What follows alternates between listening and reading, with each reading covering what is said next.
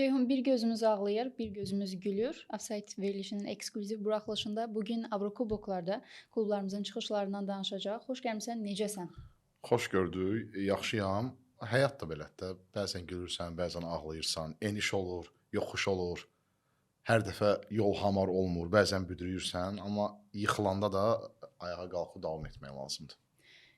Bu yola ilk dəfə çıxan bir komandamız da var. Çempionlar Liqasında sabah, daha doğrusu HPL-i məğlubiyyətə uğradaraq, mübarizədən kənarlaşdıraraq Çempionlar Liqasının əsas mərhələsinə vəsqə qazandı. Artıq Azərbaycan futbol tarixində iki komandamız Çempionlar Liqasının əsas mərhələsinə vəsqə qazanıb, əldə edib. Bu bir Qarabağ idi və Qarabağa gəlincə isə Twente ilə başlayan yol elə Twente ilə də başa çatdı. Ötən günlərdə keçirilən Qarabağ Twente matçı rəqibin qələbəsi ilə və Qarabağın mübarizədən kənarlaşması ilə yekunlaşdı, başa çatdı. Belə deyək, 12 illik seriya yekunlaşdı, bitdi. Elə başlayaq gəl əvvəlcə gülən tərəfimizdən, Sabahdan və daha sonra isə Qarabağa keçid eləyərək. Sabah Hapoeli Bakıda döydü. Deyək. Hər mənada çırpdı, şirküt elədi, məhv elədi həqiqətən. Yəni fantastik gecə, uzun müddət unudulmayacaq, hafizəmizdə yaşayacaq möhtəşəm bir gecə yaşadıq. Sabah klubu bütün Azərbaycanı sevindirdi. Stadiona toplaşan 30 min insan möhtəşəm dəstək verdilər bu komandaya. Həqiqətən Sabah yəni fenomen komanda olmaq yolunda inamla addımlayır.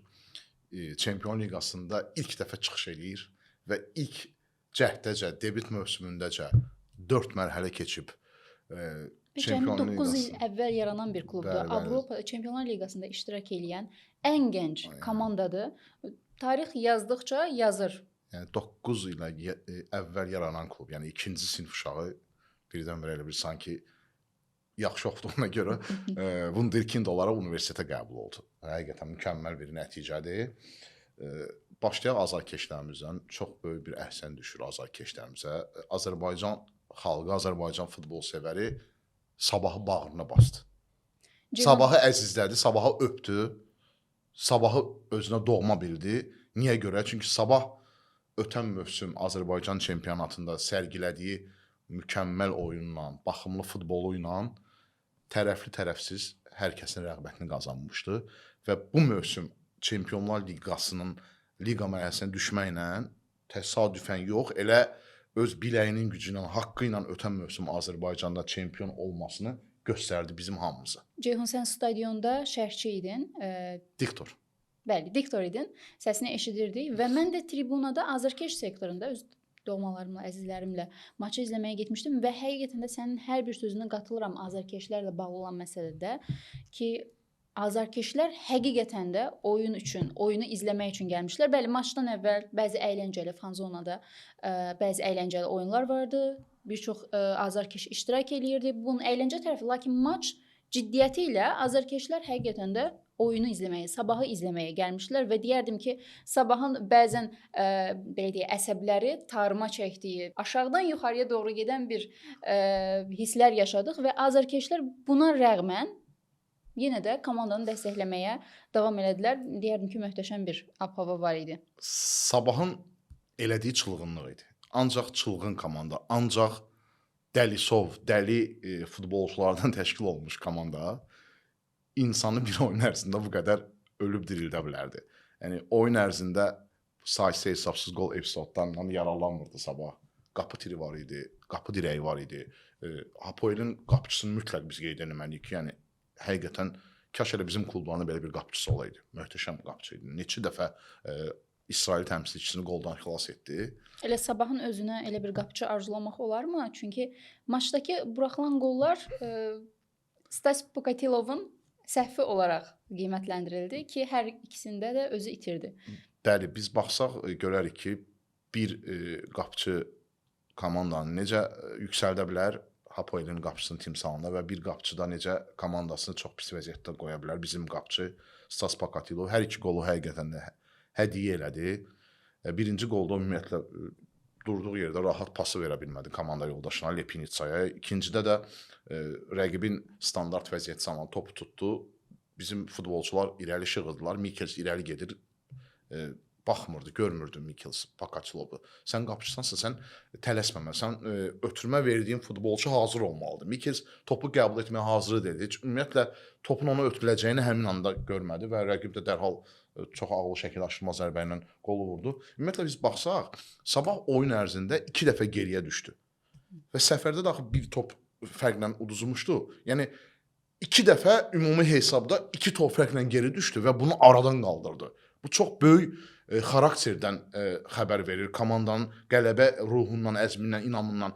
Məsələn, 90 üstə gəl 4-ün bitməsinə 8 saniyə qalmış biz kornerdən qol vurduq.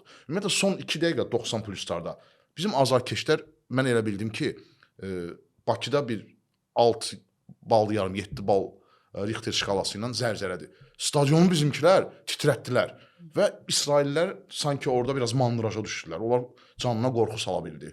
Və bunun nəticəsi idi ki, o Taylor sanki o zərbə ilə, qolla ox oldu Hapoelin rəyinə sancıldı. O qədər Azərbaycanlıların dəstəyinin qarşısında da Taylor o qolla cavab verdi ki, həqiqətən də maçda geri dönüş yaradan o əvəz etmələrdən biri baş verdi. 87-ci dəqiqədə səhv eləmirəmsə Abdullah Xaybullayev və Taylor Mütəllimov meydana daxil oldu. Məsələn, Abdullah Xaybullayev rəqibə qırmızı vərəqə aldırdı. Orada onun cəhdliyini işə saldı. İkinci sarıdan qırmızı. Yəni Abdullahın da qələbədə yəni xüsusi payı var. Mərkəzdə ortadakı işini çox yaxşı gördü. Ümumiyyətlə Sabahın fiziki durumu çox yaxşıdır. Ümumi biz götürsək, statistikada göstərək, Sabahın futbolçuları Makkabin futbolçularına daha çox məsafə qət ediblər, meydanda işləyiblər. Komanda taktiki baxımdan ağıllı oynayır. Məhki əvəz etmələri, yəni Dambrauskas komanda o qədər gözəl idarə edir ki, bütün əvəz etmələri özünü doğrultdu, komandanı gücləndirdilər. Məsələn, Julian Mikkels əlavə yarım saatda necə oynayırdı, sanki yenicə meydana çıxmış futbolçu idi. Bu təbii ki, baş məşqçinin komandanı düzgün hazırlanmağından irəli gələn səbəblərdir. Yəni Sabah tam layiqli şəkildə, mən də İsrail mətbuatında oxuyuram, birmənalı şəkildə deyirlər ki, bəli, Sabah bizdən Heç bir güclüdür. nifrət yoxdur, bəli, sosial Bəli, şəbəkələrdə yəni özləri deyirlər ki, bəli, İsraillər paylaşımlar edirlər, yəni uğurlar. Mən onların mətbuatını oxuyuram, ingiliscədə oxuyuram. Özləri də etiraf edirlər ki, onların jurnalistləri Sabah bizdən güclüdür. Yəni Sabahın haqqı idi bizi keçib Çempion Liqasının əsas mərhələsinə düşmək. Hesab 4-1 hesab 5-2 hesabı ilə yekunlaşıbsa, hələ onlar sevinməlidirlər bu qədər az qol buraxdılar. Tək elə Sender Severina 3 epizoddan istifadə edə bilmədi. Yəni deyirəm, qapı dirəyi, qapı tiri, qapçıların neçə seyvi var idi. Yəni Sabah 12, 13, bəlkə də 15 qol vura bilərdi. Mikkelsin adını qeyd elədin. Deyərdim ki, hazırda Sabah komandasında ən düzgün qərar vermiş və bəlkə də, yəni keçmişdəki özünə baxanda özünün bəlkə də alnından öpmək istəyir ki, mən nə yaxşı etdim ki, Sabahda qaldım. Çünki adı bir çox klublarla hallanırdı, xarici klublarla hallanırdı, lakin qaldı komandada və bizim yerli klublarda onu istəyirlər və Bəli. çox yüksək də əmək haqqı təklif edirlər, amma Mikkelsin deyir ki, mən Sabahda qalıram, heç nə getmək fikrim yoxdur. Yeri gəlmişkən özü də yaman sevinir ki, Manchester United ilə üz-üzə gələcək. Sabahın artıq Çempionlar Liqasındakı rəqibləri də bəllidir. Maraqlı püşk atılıb və Azarkeşlər üçün maraqlı ən püşk. çətin püşk hazırda Çempionlar Liqasında Sabaha düşüb. Səfərdə qarşılaşacağı rəqiblər arasında 2 İngiltərə klubu var. Biz Azərbaycanlılar bir qədər ingilislərdən səfərdə xüsusilə çəkinirik, qorxuruq. Arsenal, Manchester United, digər tərəfdən Norwich-də Viking və İspaniyada Villarreal komandaları ilə üz-üzə gələcək və digər tərəfdən isə bütün Azərbaycanlıları, azarkeşləri, futbol sevərləri sevindirən rəqiblər də var. Napoli Azərbaycana gəlir, Borussia Dortmund Azərbaycana gəlir və Barselonada eyni zamanda Slavia Praga komandası da Azərbaycana, Bakıya gələcək. Azarkeşlər üçün maraqlı püşdür. Amma Sabahın özü üçün çox vahiməli püşdür, qorxulu püşdür. Yəni 8 rəqibdən 6-sı böyük beşlik təmsilçisidir. Yəni, tək Barselona, ümumiyyətlə də Barselonadır. Yəni yeri gəlmişkən Barselona oyununda hamı bilet axtaracaq. Heç kim məndən bilet istəməsin. Orada məndə bilet olmur. Biz müsabiqə keçirəcəyik səhifəmizdə, Upside Cup səhifəsinə abunə olsunlar, Instagram səhifəmizi, Facebook səhifəmizi izləsinlər izləyicilərimiz. Yəni 8 komandadan 6-sı böyük beşlik təmsilçisi. Yəni, Barcelona, Manchester, Arsenal, Villarreal, Napoli, Borussia Dortmund. 2 dənə normal komanda görünür. Biri Norveç çempionu, biri Çexiya çempionu. Onlar da Sabaha eyni gözlə baxırlar, xal almaq üçün. %100 onlar da Sabaha 3 gol gözü ilə baxacaqlar. Mənə elə gəlir ki, amma Valdas Dambrauskas, cənab Dambrauskas bu adı top olan komandalarla oyunda, yəni asan olaraq qələbəni əldən verməz heç vaxt. Günay, bilirsən necədir? Təbii ki, rəqib güclüdür. Rəqiblərin demək ki, hamısı güclüdür. Hamısı da Viking daxil Sabahdan büdcə olaraq üstündürlər. Amma idman elə bir şeydir ki, sən orada heç kim uduzmaq istəmir. Sən bilsən də rəqib güclüdür, çıxıb meydanda özünü göstərmək istəyirsən. Və ona görə də mən düşünürəm ki, Sabah futbolçuları əllərindən gələni də, hətta gəlməyəni də eləyəcəklər ki, birincisi öz adları üçün. Bilin, açıq danışaq. Bu günləri Mikels legionerdir, Puxaç legioneri, Simic. Onlar birinci özlərini düşünürlər. Sonra klubu düşünürlər və klubu təmsil etdiyi ölkəni düşünürlər. Onlar üçün də bir özünü təsdiq alındı. Məsələn, Mikels Afrika kökənli olsa da, Joylens Almaniyada böyüyüb. Ona görə o püşkün görüntülərinə yəqin baxmısan da, Borussia Dortmund çıxanda necə sevindi. Çünki uşaq gözünü açıb Borussia Dortmundun oyunlarına baxıb, Borussia ilə böyüyüb, Bavariya ilə. Onun üçün toy bayramdır. Bütün Almaniyada yaşayan ətrafı, sinif yoldaşları, dostları, məhəllə uşaqları, qohumları gələcəklər oyunlara baxmağa. Hansısa kimsə orada Barselona azarkeşidir uşaqlıqdan. Barselona çıxmağına necə yaxşı reaksiya verdilər. Nə olsun ki, rəqib güclüdür. Nə olsun ki, uduzmaq ehtimalları böyüdü, amma onlar üçün də bir yaddaşlarında xüsusi iz buraxacaq və futbol karyerasını qutaranda bəlkə gələcəkdə nəvələrinə deyəcəklər ki, mən Barselonaya qarşı oynamışam. Açıb YouTube açacaq ki, bax, sənin baban budur. Məsələn, Velko Simic nəvəsinə deyəcək ki, bax, sən Simiclə nəsinlərsən. Mən Barselonaya qarşı oynamışam, qol vurmuşam, assist eləmişəm. İndi bu qarşılaşmalarla bağlı bir sual da maraqlandırır. Bakıda keçiriləcək Napoliyə qarşı, xüsusilə Barselonaya qarşı ki, ölkədə kifayət qədər həddindən artıq Barselona azarkeşləri var. Borussia Dortmundun çoxlu azarkeşləri var. Bəlkə Slavia Praqanın da azarkeşləri 1-2 dənə tapılar. Lakin digər dediyim 3 komandanın azarkeşləri stadionda hansı komandanı dəstəkləyəcək? Azərbaycan komandasını yoxsa rəqib komandanı? Yox, Azərbaycan komandasını dəstəkləyirlər də yəqin ki. Rəqibin fan klubu varsa, o bəlkə rəqibi dəstəkləyəcək. Mən onları da normal başa düşürəm. Yəni öz işlərində, amma belə əksəriyyət təbii ki, Sabahı dəstəkləyəcək. Bir də oyundan sonra yaşananlar çox maraqlıdır. Yəni futbolçular ağlayırlar, sevinci göz yaşları tökdülər. Puxaç ümumiyyətlə yerə uzanmışdı. Sanki məğlub olmuş bir üzərində yorğunluq var idi. Puxaç o Taylora verdiyi assist var ha. O şedevrdir o assist. Çünki Taylor orada arkada özünü unutturmuşdu. Bilərək orada Taylora verdi. Çünki orada qarşılıqdır. Bizim Pakatilov da gəlmişdi rəqibin cərimə meydançasına. Ev tapşırığı idi. Ev tapşırığı, bəlkə də ev tapşırığı, amma ən azından Puxaç orada gördü ki, Taylor təklif ötürməni ona verdi. Yeri gəlmişkən deyəsən 6-cı assistini elədi də. Yəni assist kralıdır bu illəri Çempionlar Liqasında Timoteusz Puxaç. Oyundan sonra bir görüntüdə gördüm sosial şəbəkədə. O paltar dəyişmə otağına gedən o dəhlizdə yerdə sadəcə oturmuşdu, divara söykənib ağlayırdı. Təbii ki, hamısı üçün böyük uğurdur. Yəni Sabahın istər Azərbaycanlı futbolçular olsun, istər legionerlər. Çünki bu legionerlərin heç birinin çox böyük parlaq karyerası yoxdur.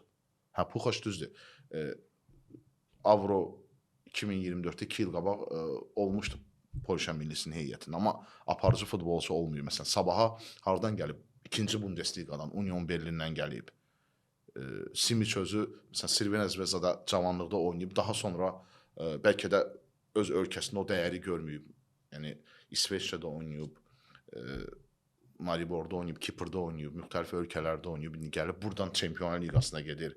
Hər bir futbolçu üçün bu tarix idi. Yəni, onlar da başa düşdülər ki, möcüzəyə bərabər bir iş gördü Sabah komandası və onun futbolçuları. Valdas Dambrauskasın da ilk Çempionlar Liqası oyunudur. Bəli, Dambrauskas oyundan sonra dedi ki, Sabah mənim işlədiyim ən yaxşı komandadır. Çünki Sabahla getdi Çempionlar Liqasına, bildin. Ölkə çempionu oldu. Bəli, bundan qabaq Mariborla play-offda uduzmuşdu. Sloveniya komanda Mariborla keçə bilməmişdi Çempionlar Liqasına. Ona görə dedi ki, ən yaxşı işlədiyim komanda Sabahdır. Çempionlar Liqasının püşkatmasında Qarabağ detal da vardı.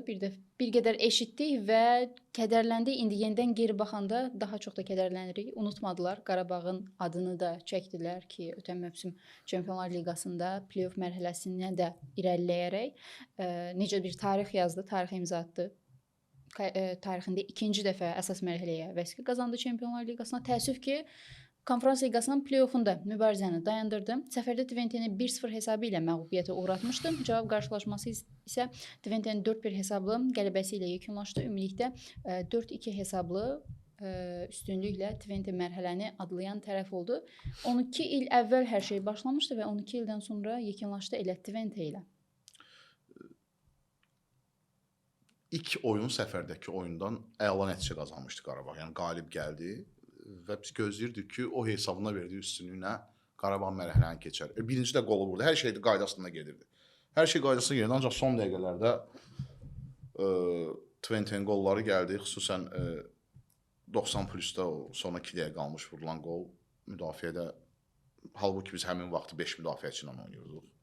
Müdafiədəki boşluqlar qolları gətirdi və əlavə vaxta gedəndə mən artıq bilirdim ki, çətin olacaq Qarabağa. Çünki futbolçular tükənmişdilər, yorulmuşdular.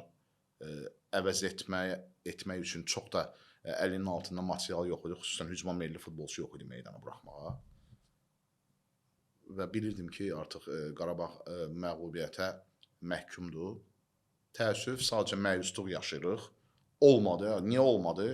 Təbii ki, bir çox səbəblər var. Bu səbəblərin başında o gəlir ki, indiki komanda keçən komandadan daha zəifdir. Niyə görə? Gələn futbolçular indiki anda bu Avrokubok mövsümü göstərdi ki, gedənlərin yerini doldura bilmədilər. Kimisə hələ hazır deyil. Kimisə bəlkə bu səviyyə üçün potensialı yoxdur. Təbii ki, bunların hamısı ehtimallardır.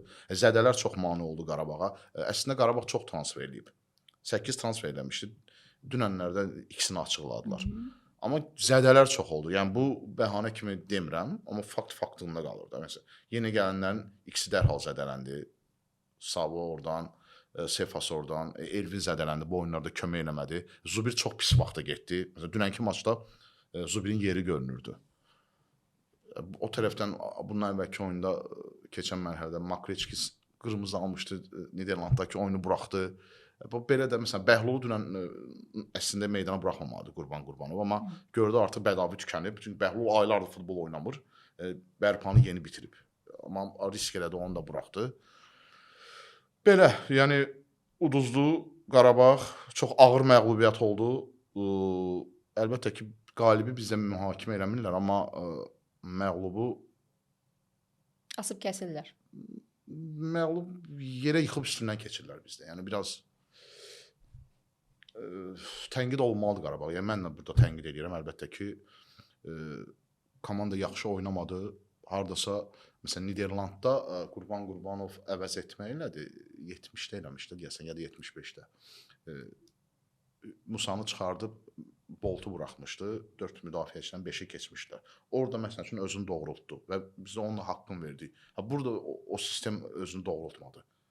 Biz müdafiəçilərimiz çox ola biz müdafiə mərkəzindən qollar buraxdıq. Bəzən düşündüyünü meydanda icra edə bilmirsən, alınmır. Hardasa biraz bəxt amilləri oynadı. Məsələn, Vegorsun vurduğu qolda əslində onu asist edən futbolçu qapıya zərbə vurmaq istəyirdi. Sağ ayağı boşa çıxdı. Top sol ayağının arxadan biləyinə dəyib düşdü və Vegorsun önünə asist oldu. Yəni belə məqamlar da var. Futbolda bəzən kiçik detallarda çox şey həll eləyir. Yekunda Qarabağ uduzdu. Mən düşünürəm ki, Qarabağ artıq bütün gücünü verəcək Azərbaycan çempionatına və mən belə hesab edirəm ki, bu illəri Azərbaycan çempionatının əsas favoriti Qarabağdır. Çünki sabahın başı qarışacaq Çempionlar Liqasına. Çempionlar Liqası çox böyük güc alacaq sabahdan. Çempionlar Liqası olan həftə sabah Azərbaycan çempionatına ikinci heyətlə çıxmağa məcburdur. Qarabağ isə ideal 11-liyini meydana buraxacaq və mən ona görə düşünürəm ki, bu illəri sabaha daxili yarışda çempionluğu qorumaq çətin olacaq. Yəni Qarabağ artıq bir nömrəli favoritdir. Oyundan sonra yenə mətbuat konfransında Qurban Qurbanovun bu açıqlamaları da elə köhnə açıqlamalarını xatırlatdı bizə, yeni xatırlatdı ki, qeyd elədi ki, futbolçular yorğundur, komanda yorğundur. Bu ola bilsin ki, elə Qurban Qurbanovun öz üzərinə düşən yorğunluqdurmu ki, yeni transferlər gələndə, yəni Qurban Qurbanovun həmişə dediyimiz bir söz var, əlinin altından keçir və Qurban Qurbanov bu futbolçuları tam hazırlaşdırır, maçlara, meydanına çıxardır. Qurban Qurbanovun özü artıq yorulub 12 ildən sonra. Yəni hamı yorğundur, komanda da yorğundur, Qurban Qurbanov da yorğundur. Gəl əvvəlcə transferlərdən başlayaq. Biz deyirik, məsələn, gedənlərin yeni gələnlər hələ ki doldura bilməyiblər. Əslində Qarabağ da, Qurban Qurbanov da futbolçuları göndərmək istəmirdi, satmaq istəmirdi. Medina olsun, Duran olsun, Zubir, Leandro Andrade. Qarabağ onları satmadı. Onlar gəlib dedilər ki, biz oynamaq istəmirik, bizi satın. Yəni baxmayaraq ki, futbolçunun müqaviləsi var, sən məcbursan artıq onu satmaq. Çünki futbolçunun artıq maaş təklif olunur və ya artıq çempionatı dəyişməsi, mühiti dəyişməsi, ola bilsin artıq monotonluqdan, yeknəsəllikdən doyub. Hazırda Avropa futbolunda biz bunu Atletico Madridin heyətində görürük. Julian Alves gəlib iki ayağın bir başmağı dedi ki, Barcelona ilə getmək istəyirəm. Lakin Real Madridin belə deyə o işlərindən sonra klubun Barcelonanın təklif elədiyi məbləğlə razılaşmırlar. Və o məyusluğu görürük. Qurban Qurbanov heç vaxt yaxşı futbolçunu əlindən buraxmaq istəmir. Medina daha əvvəl Rizespor istəmişdi bir neçə mövsüm əvvəl. Dilə tutub saxladılar. Leandro Andrade hər il təklif gəlib. Hər il. Satmırdılar. Amma axırı Duranda, o da, bu da, Medina'da, gəlbilər bizi buraxın. Bu bilsən nəyə bənzəyir? Elə bir ki, məsələn, qadın gəlib kişiyə deyir ki, nə olsun rəsmi nikahımız var. Mən səndən boşanmaq istəyirəm, səninlə yaşamaq istəmirəm. Məcbur saxlayanməzsən onu. Məcbur saxlasan, səni baxmayacaq, paltarı yumayacaq, yeməyi bişirməyəcək.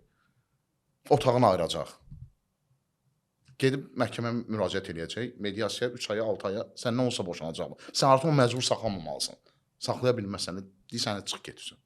Odur ki, həyatına yenidən davam etməlisən ki, Qarabağda bu mövsümdən start verərək Misli Premyer Liqasında yenidən o deyək 13-cü rəqəmə, 13-cü Avrokuboklardakı mövsümün sonunda çatmaq istəyəcək. Günay, bir də bir söz deyim. Mən dünəndən baxıram sosial şəbəkələrdə Qurban Qurbanovun üzərinə çox gedilir. Tənqid olunmalı. Bax, biz də veriliş əsasında elədik bunu. Ancaq o tənqidin də bir həddini bilək də. Yəni, bu bəzən təhqirlərə keçirlər. Yəni, Qurban Qurbanov Azərbaycan klub futbolunun atasıdır. Qarabağ klubu və Qurban Qurbanovun son 13 ildə elədikləri heç bir məntiqə sıxmır. Çox böyük işlər gördülər. Son 13 ildə Qarabağ və Qurban Qurbanov o Azərbaycan futbolunun o qaranlığına çıraq olub. Son 13 ildə Qarabağ və Qurban Qurbanov Azərbaycan futbolunun o istisində kölgəsinə sığındığımız çınar ağacı olub. Yəni bunları unutmamalıyıq. Və xüsusilə böyük işlər görüblər. Yəni bizi nə qədər sevindiriblər, nələr eləməyiblər. 12 il ardıcıl qrup mərhələsi, bunun ikisi Çempionlar Liqası, 2 dəfə play-off olub, biri Çempionlar Liqası, biri konferans. Yəni nə etməlidir bundan başqa? Bəzən bəli olmur. Bəzən olmur. Yıxılırsan, amma ayağa qalxıb davam etmək lazım. Biz amma yıxılanın elə üstündən belə tapdalayıb keçmək istəyir ki, o bir də ayağa qalxmasın. Xüsusilə bu dövrdə Sabahın mərhələ adladığı müddətdə belə bir ifadələr də səslənir ki, Sabah ilk mövsümündəcə elə Çempionlar Liqasında mərhələ adladı. Burada həqiqətən də Qarabağın haqqını vermək lazımdır. Çünki bu illər ərzində qeyd elədiyin kimi 12 il ərzində Avropa UEFA reytinqində Azərbaycanın xallarını yığan məhz Qarabağ komandası olub ki, bugün biz Qarabağın, belə deyək, Sabahın məğlub etdiyi, mübarizədən kənarlaşdırdığı rəqibləri kiçiltmirik. Lakin nisbətən daha uyğun rəqiblərin düşməsinə səbəb eləməz Qarabağdır. Bəli, məsələn, Valdas Dambrauskas deyir ki, ötən mövsüm Qarabağla oyunlarımız hər biri mənim üçün böyük təcrübə, böyük bir məktəb idi. Biz orada deyir, çox böyük inkişaf elədik. Çünki önümüzdə yaxşı rəqib var idi. Ona xüsusi hazırlaşırdıq. Məsələn, Sabahın prezidenti Maksud Adgözalov deyir ki, biz Qarabağdan çox şey öyrəndik. Qarabağın bu qədər uğurları olmasaydı, biz rəqabətdə onları üstələyib keçmək istədik. Bəlkə də biz qısa vaxt ərzində bu qədər böyüyə bilməzdik, bu nailiyyəti əldə edə bilməzdik. Yəni Qarabağın Azərbaycan futbolunda böyük töhfəsi olub və böyük işlər görüb. Xüsusən azarkeşlərimiz keçmişdə olanı unutmamalıdırlar. Biz necədir? Bu məsələn olur da bəzən bir ailə başçısının işləri çox qaydasına gedir illərlə, ailəni çox yaxşı dolandırır. Yayda Antalyaya istirahətə gedirsən, qışda Şarmal Şeyxə, Misirə, 2-3 aydan bir hər bayram tətillərində Azərbaycan rayonlarına və illərlə bu davam eləyir.